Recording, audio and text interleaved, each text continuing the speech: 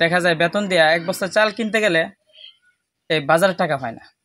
এখানে অনেক ইমাম সাহেবরা, অনেক মুয়াজ্জিনরা নিজের পাঞ্জাবি কিনবে তো দূরের কথা, পরিবারদেরকে যে কিছু দিবে ওই টাকাটা তাদের হাতে থাকে না। এই বেতন তারা হয়তো সপ্তাহে 2 দিন গোশত খাইতে পারে বা অন্য কোনো খাবার তাদের চাহাত মতো খাইতে চাইলে খাইতে পারে।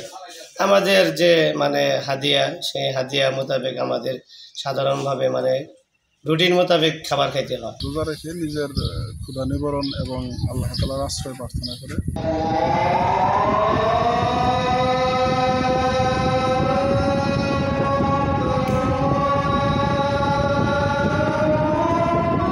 মুয়াজ্জিনের আজানের ধ্বনি শুনে চারদিক থেকে মসজিদ ছুটে আসেন মুসল্লিরা। চলে আসেন ইমাম। নামাজের প্রস্তুতি পর্বের জন্য আগেই আসতে হয় খাদেমকে। দেশের 3,26,000 মসজিদে 5 ওয়াক্ত নামাজের ধারাবাহিক এই কার্যক্রম চলে নিত্যদিন। সারা দেশের সকল মসজিদের ইমামকে প্রতিদিন নির্ধারিত সময়ে 5 ওয়াক্ত নামাজের ইমামতি করতে হয়, আর মুয়াজ্জিনকে জাগ্রত হতে হয় প্রহরের পর।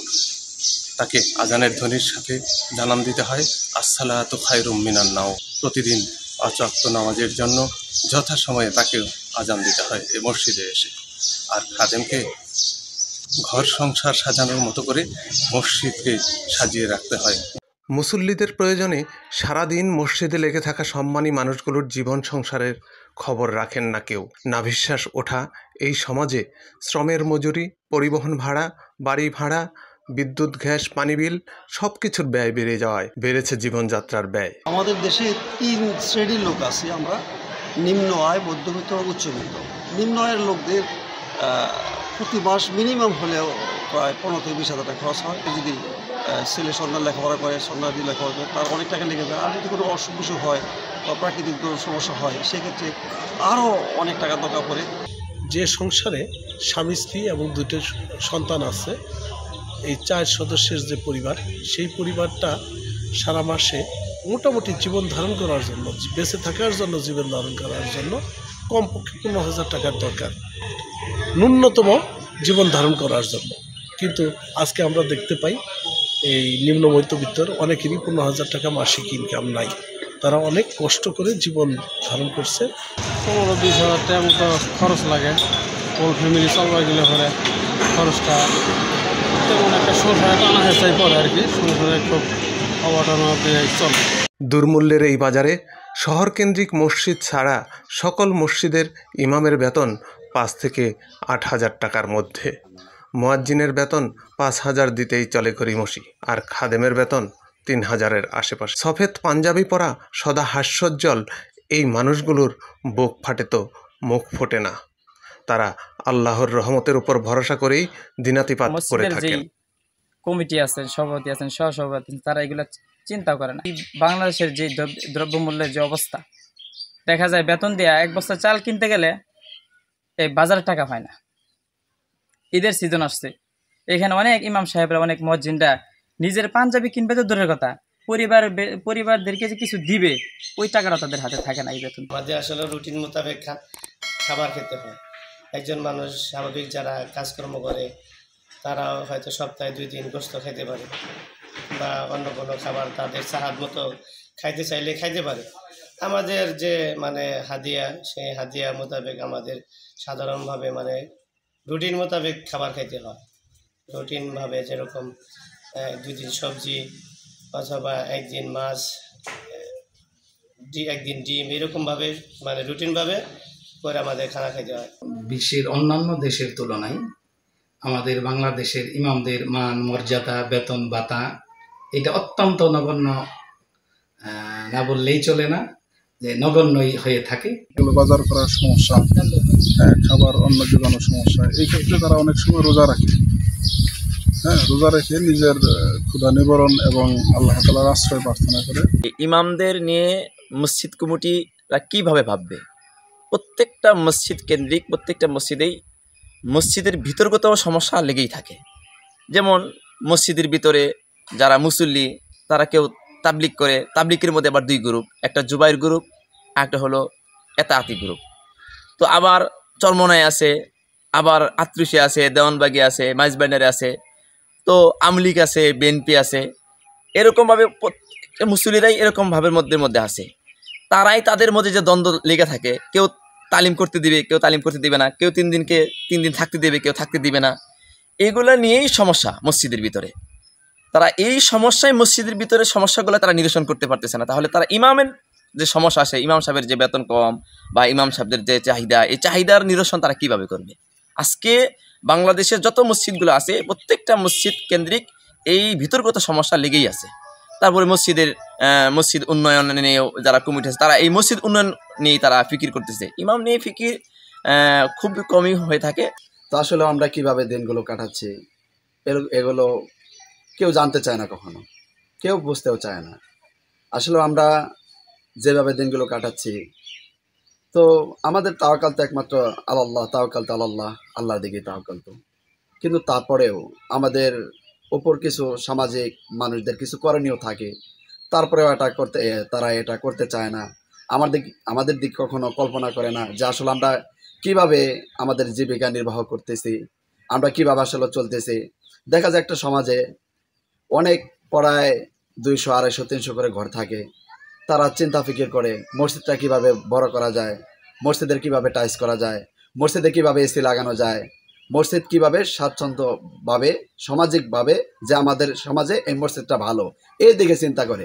কিন্তু এই মসজিদ ঘর, আল্লাহ তাআলার ঘর, যারা চালাচ্ছে, যারা এই মসজিদে আজানের ধ্বনি দিচ্ছে, যারা আজান দিচ্ছে, যারা মসজিদে নামাজ পড়াচ্ছে, তাদেরকে নিয়ে কখনো এই সমাজে যারা থাকে গণ্যমান্য ব্যক্তি সহ এবং কি সর্বোচ্চ শ্রেণীর মানুষরা কখনো চিন্তা করে না যে তারা কিভাবে জীবিকা নির্বাহ করতেছে। তাদেরকে আমরা মাসে 6,000, 7,000, 8,000 টাকা দিই। আসলে কি এই সময় 8,000 টাকা বা 6,000 টাকা, 7,000 টাকা কি সংসার চলে? তারা কখনো এটা চিন্তা করে না। হতাশ হয়ে পড়ি যে আমরা এই টাকা দিয়ে কিভাবে নিজে চলাফেরা করব, নিজের পরিবার পরিজন নিয়ে কিভাবে চলাফেরা করব, তো আমাদের ছেলে মেয়েদেরকে কিভাবে লেখাপড়া করাবো। আজকে দেখা যায় কিন্ডারগার্টেনে একটা ছাত্র যদি দেয়, একটা গার্জেন একটা ছাত্রর পিছনে তার পড়ায় 1,000-1,500 টাকা মাসিক বেতন দিতে হয়। টিউশনি একটা না 2টা করে টিউশনি করাইতে হয়। তাদেরকে প্রত্যেক মাসে 5-6 হাজার টাকার খরচ হয়। আচ্ছা একটু চিন্তা করেন তো, একটা মুয়াজ্জিনের ছেলে কয় টাকা বেতন দিয়ে চাই লেখাপড়া করাবে? কোথায় লেখাপড়া করাবে? একটা মাদ্রাসা, ভালো মাদ্রাসা একটা ছাত্র ভর্তি করাই দিলেও তো মাসে 1500-2000 টাকা খরচ হয়। তো আমি আজকে 6,000 টাকা বেতন পাই, 7,000 টাকা বেতন পাই, 8,000 টাকা বেতন পাই। এই 8,000 টাকা বেতন পাইয়া নিজে চলা এবং কি নিজের পরিবার পরিজন এবং কি এই স্ত্রীকে শখ আহ্লাদ পূরণ করার পরে আমার ছেলেটাকে আমি ঠিকমতো লেখাপড়া করাইতে পারবো না। আমরা যারা ইমাম মুয়াজ্জিন রয়েছি, আমাদের মনের কথাগুলো আসলে কারো বলার মতো কেউ নেই আল্লাহ ছাড়া। পেটে ক্ষুধা থাকলে, অন্তরে জ্বালা থাকলে আসলে দোয়ার ভিতরে আসলে কান্না আসে। তো আপনারা বুঝে নেবেন যে যখন কোনো ইমাম সাহেব বা মুয়াজ্জিন দোয়া করে, ওই দোয়ার ভিতরে তার কথাগুলো হয়তো প্রকাশ করে আমরা প্রত্যেকে যদি প্রত্যেকের এই দুঃখে ভাগী হতে পারি, আমার মনে হয় যে আমাদের কষ্টটা হয়তো অন্তরের কষ্ট এবং শারীরিক কষ্ট, অর্থনৈতিক কষ্ট দূর হয়ে যাবে। যারা শুধু ইমামতির উপরই নির্ভরশীল, তাদের খুব করুণ অবস্থা। আর এমনও হয় কারো কাছে বলতেও পারে না, নিজের চলাও কঠিন অবস্থা। অনেক সময় দেখা যায় বাজারের যে ঊর্ধ্বগতি, এই অনুযায়ী তাদের বাজার ঘাট করা খুব কঠিন বিষয়। আর অনেক সময় অনেকে দেখা যায় রোজা রেখেও চলতে হয়। আর অনেক সময় খানার ব্যবস্থা না থাকার কারণে তারা রোজা রাখে। তাদের বাচ্চাগুলো পড়ালেখা, এগুলার খরচ চালানো তাদের দ্রুহ ব্যাপার।